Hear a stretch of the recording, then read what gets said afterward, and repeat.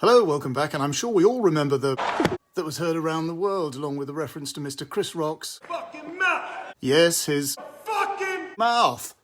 But now, rightly or wrongly, Will Smith is back, and whatever his current travails, he brings a movie star presence to the brutally violent Civil War drama Emancipation, with a physical stillness and a defiantly steady gaze.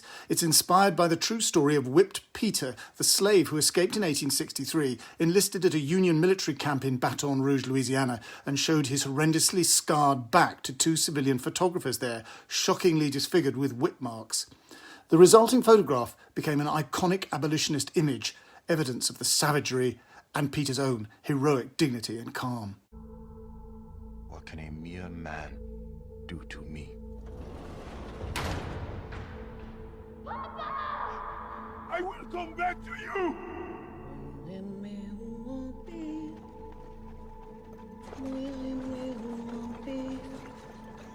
You walk the earth because I let you. I'm your god now.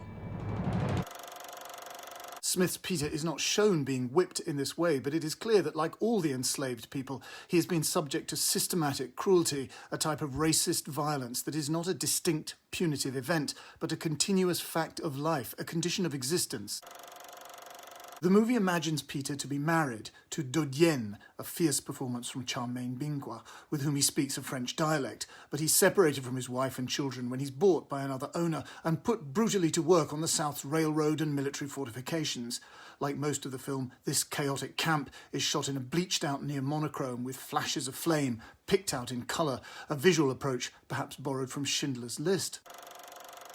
Peter escapes across the swamp with slave masters in pursuit on horseback and with dogs, led by an unruffled pipe-smoking man called Fassel, coolly played by Ben Foster. A familiar figure in this kind of narrative, in fact. Joel Edgerton played a similar slave hunter in the recent TV adaptation of The Underground Railroad. And like him, Fassel has a black man in his employ, to Peter's disgust. Peter faces a grueling ordeal in the gator-filled swamp, but there is no guarantee that the commanding officers of the Union Army will be all that much less high-handed. The movie creates for Peter an absent family, which is to provide the quest narrative, and also a stubbornly strong Christian faith. Director Antoine Fuqua and screenwriter Bill Collage tread reasonably carefully with this religion and are not tempted to make Peter's scars equivalent to, say, Christ's scourging.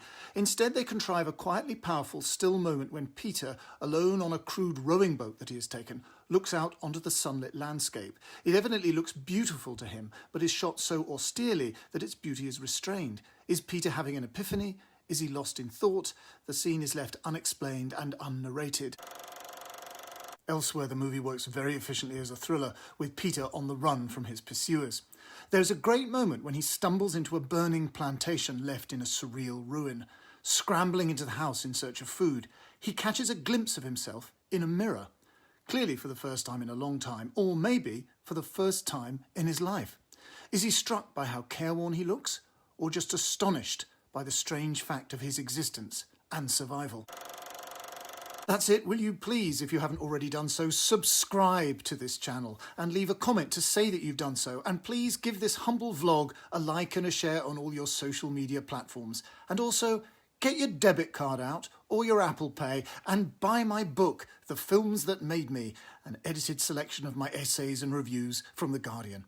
See you next week for my Christmas special.